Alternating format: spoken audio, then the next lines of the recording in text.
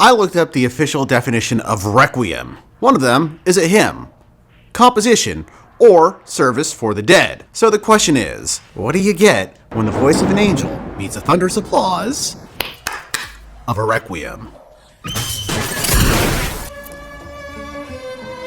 Well, in my case, it was a fun little trophy hunt. Welcome back, invalids, to another one of my platinum hunts. Today, we're going over the 4th Resident Evil game that I ended up platting. We recently did the Resident Evil 2 plat, and that link is in the cards as well. So what's up, babies? I'm Locust, lifelong gamer, Capcom fan, trophy hunter extraordinaire, and the very fine specimen your lady friend doesn't want to keep secret deep down in an umbrella nest lab anymore. Yes, yes, yes, ice cream so good. Before you ask, according to PSN profiles, I am the 25th person worldwide to plat Devil May Cry 5 Special Edition. I beat down the Ninja Gaiden 2 Black Plat by the skin of my teeth, and that one's in the cards. And I got the Resident Evil 9 Requiem Plat in about 5 days, totaling to around 30 hours to complete. Before we get started, go ahead, like, subscribe, and hit that bell for some mother yucking noties, huh? I also go live whenever I do one of my platinum hunts. All the streaming links are down in the description. Why did I decide to plat this one? Well, the RE4 remake and the RE2 remake plats were incredibly rewarding in terms of how they kind of force you to sit with the mechanics. RE3 though, the platinum felt a little too free for me and my taste. Zero sweat and zero real gratification when it popped. So after getting that contrast, I was kind of hyped to see if Resident Evil Requiem would capture the same magic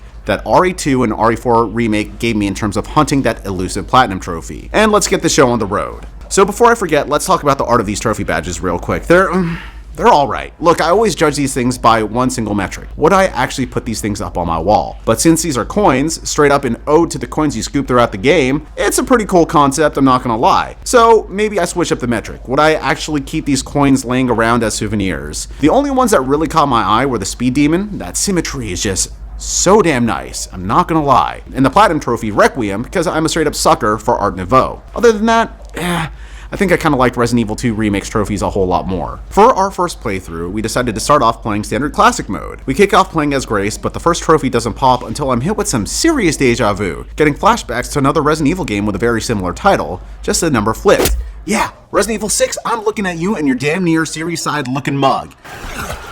This is kind of reminding me of Resident Evil 6 a little bit. Jesus! Fuck me, dude! And speaking of deja vu, our first trophy finally arrives.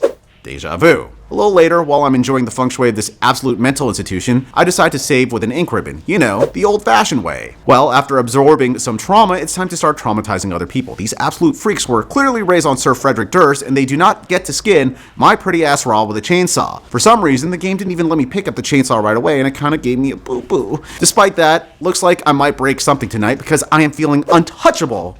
By the way, I just parried an enemy attack. A little later, we're roaming through the asylum, and we run into this dancing raccoon who clearly didn't get the memo that it is not time to dance. It is time to be scared. So I took an axe to his goofy ass, and then boom, the hunt begins. Later on, there's no time for trauma dumping, but we can excess dump all our shit into this chest right over here. You know what they say?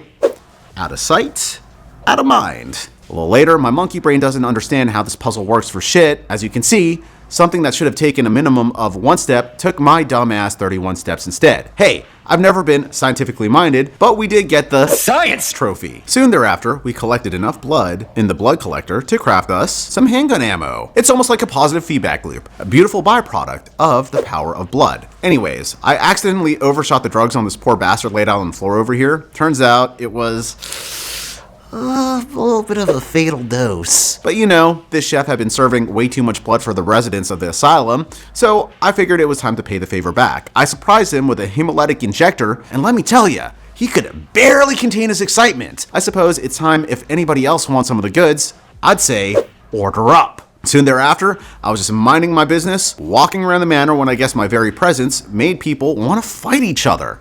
Gosh, I use video games to escape reality. Literally had zero clue what the hell I even did to pop this trophy, but I have made it a point in my life to stay the hell out of any sort of internal dispute. Very shortly afterwards, somebody in the manor clearly didn't appreciate my body of work, and let's be real, my body is a fucking work of art. So they chucked a bottle at me like I'm Method Man at the gathering of the Juggalos. Start the music, we continue with the show. Let's go, these motherfuckers. I'm playing as a woman this time, and she ain't exactly Method Woman, so the show sadly does not go on. Women. Am I right? Women. But we reload right next to the save point, and I slam my 300th microsample of infected blood. My bloodlust still ain't satiated though. I need blood! More blood! So I go hunting for it wherever I can like a straight up junkie. And I end up picking this lock over here. Like mother, like daughter. Anyways, junkies, even if it's just for blood, always got a way of feeling small about themselves. So we decide to fix that by making this big fat ass feel even smaller. You better give me something nice, dude.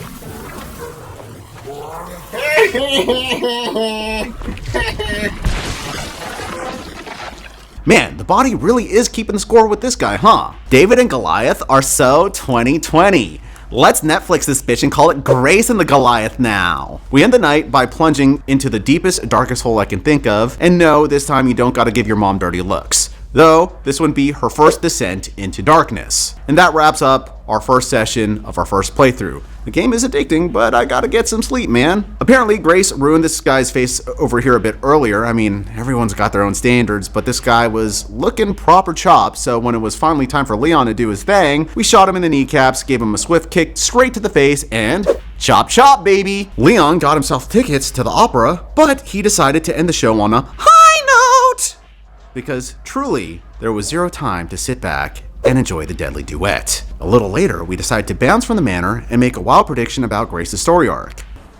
There's probably some sort of mirroring going on with her relationship with her mom and her little kid. But let's circle back to that a little later, because I'm not gonna lie, guys, it's been a long night. A little later, we're out here doing some arson investigation. This guy's looking real suspicious, so I decided to maybe ask him a question or two. Can I borrow this? A little later, Bertha here clearly didn't get the hint that we wanted some privacy in this darkness, so I reluctantly decided to bring out the big guns. But then it's not too long till the harsh reality begins to settle in. But, you know, sometimes when things don't really go your way, a little shopping or retail therapy is all you need before closing out the night. The next day rolls around, and Restream decides to be really mean and not give me a great signal for the first hour or two of the stream. But seemingly, John is dropping that legendary Badussi at all the right times, almost like he's a pro at timing, and I'm a seasoned pro for killing my 300th enemy. Stay for your head, man. Good deal. Oh, guess what? Chicken butt.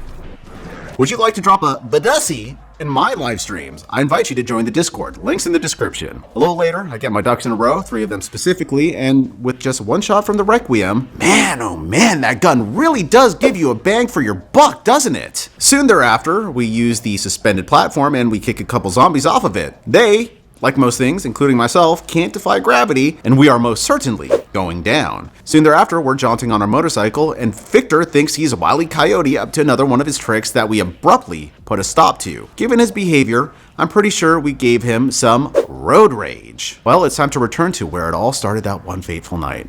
Up this throttle, baby. There we go. Lined up with the runway. Yes, my nigga, we made it. No, I do not want to look at that.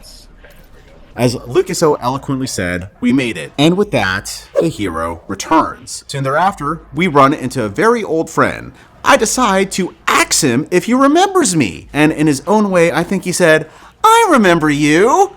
And I remember that too. And if I'm being frank, I think the only thing that he was reminded of was that bitter, bitter taste of defeat. Soon thereafter, we visit another remnant of Umbrella's legacy, and now it's time to reunite with our girl Grace again. And it's pretty clear from here on out that there is another mission to be done.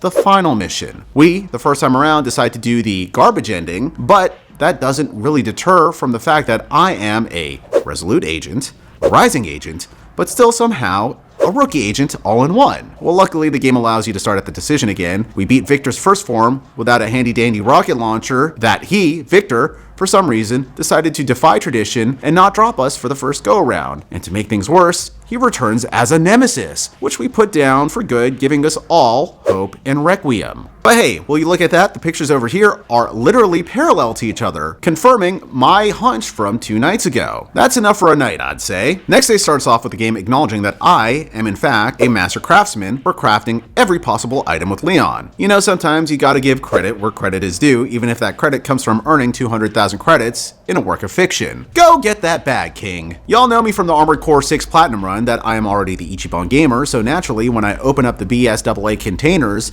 the game, just like the rest of you, lets me know that it's got great expectations for this whole Platinum run. And if you haters want to sit there and deny that I am the Ichiban gamer, well, I'm going to tell you the same exact thing as I told those Plant 43 seedlings, because I ended every last one of them without breaking a sweat. Not today, buds! Well, soon thereafter, we find ourselves deep in the endgame, where I'm hoarding everything I can get my hands on. No booty is safe, no coochie is safe, and hell, while we're at it, no safe is safe. You don't believe me? Well, you better read every single document in the game like I did, and you, just like me, will realize that I am the Ichiban gamer. Case closed. Soon thereafter, we had to confront this absolute hater who was talking smack, drooling behind the screen, straight up calling me the Sakai de Hitagema, like he had any right. After about a half an hour of pure bickering back and forth, I finally nailed the timing and lopped his little liquor clean. What's the matter, gamer? Cat's got your tongue? We get to the end game, and I, the Ichiban gamer, deem myself way too superior to even deign Victor a proper fight, so we rolled with the bad ending. Turns out that I'm the Sakai de Ichi gamer, an absolute minimalist for completing the story without grace, ever touching a blood collector. And I am also a straight up role model for all you degenerates out there for beating the main story without popping a single herb or med injector, because I never touch the stuff. But perhaps that liquor talking smack earlier had some merit to what he was saying, because in my haste I forgot the last raccoon memoriam. Luckily I had a save file from right when I entered RPD. Unfortunately, we had to do the whole Baby Gray segment again, but when I finally got it, we ran out of the building and jackpot! Gotcha, you little rascal. Next session rolls around and I was rolling with infinite ammo now. I had to give myself at least a wee bit of a challenge, right? So here it was. We set ourselves a goal: take infinite ammo into insanity mode, but beat the whole damn game in under 4 hours. Could we pull it off? Well, I think the game was starting to get scared that I would beat it to a pulp, because upon collecting my 5,000th microsample, it had to let it be known that it thought that I had insatiable bloodlust. Well, clearly we breezed through the game. You can actually tell by the way that my shirt is falling off of me that I was getting blown by the wind, or your girlfriend. Take your pick. But the game had no choice but to hand it to me. I was a straight up remarkable agent, and with about 5 minutes left on the clock, it had to acknowledge and clock that I was in fact a speed demon. Look at me, an Ichiban gamer. I started to take a look at all the models to compare them to me, a real role model. It was like Model Mania. Later on, I went full on art snob degenerate and examined every piece of concept art in that gallery like it owed me money. Every creepy sketch, every bloody monster, every half-naked early concept that had me pausing a little too long. You feel me? After soaking in all that beautiful trauma, the game finally hit me with the Curator Trophy. What can I say? The Ichiban gamer doesn't just beat Resident Evil. He curates the whole damn exhibition and the Requiem Platinum alongside it, baby. And man, oh man, just look at that list of Platinum trophies. Oh, by the way, I'm gonna make a video for each and every one of those, so you better like, you better sub, and ring that bell if you want some more. Know what I'm saying? Time to indulge in smoking a cigar and taking a shot, though my drunk friend Keen, who you'll meet one day, drank all of my tequila without replacing or asking me. So I took a shot of Nika whiskey instead. What's your poison, by the way? Leave it in the comments. And with that, we complete the ritual and delete the game. We give Wade-san a digital high five, and we call it a night. Honestly, this plat run was fun, but I wouldn't say it was on the same level as Resident Evil 2's Platinum run. Though real talk, I actually really like the base game more than Resident Evil 2's. The coins got some pretty decent art, but for the most part, they aren't worth writing home about. I'll be real with you though. There was a ton of missed opportunity here, like the meat grinder section. It would have been sick to get a trophy for not killing a single zombie, just letting the grinder do all the dirty work. Or maybe one where the only weapon you're allowed to use against Victor is the hatchet. Stuff that actually forces you out of your comfort zone. You know, I did appreciate the Road Rage trophy, and the Internal Dispute one was a pretty clever idea, even though I basically did nothing to earn it. The Minimalist trophy basically replaced the No Crate one for Grace's section, and I don't know, I feel like they should have kept both at least for her part. Not using the blood collector at all does throw a whole new dynamic into the game and actually forces you to use your noggin a little bit more, which I definitely appreciated. But you know what? It still could have been better. So I'm going to give this platinum run a solid 7.3 feasts out of 10 famines. Anyways, I hope you invalids enjoyed the video. We got more platinum hunts coming your way, so lock in and stay subbed to this channel. Hit that bell if you haven't already. And come on, dog, give me a like. It looks really good sitting next to my shiny platinum trophy, baby. That's it for Resident Evil Requiem. I have another philosophy video loaded up for this game, so be on the lookout for one of those as well. If you made it this far, you're one of the real ones. Drop a comment with your own platinum score for this one. Did you go full Ichiban Gamer? No, you can't, because that's me. Be yourself, not me. I'm Locust, it's been real, and I'll catch you in the next one. Mata kondo.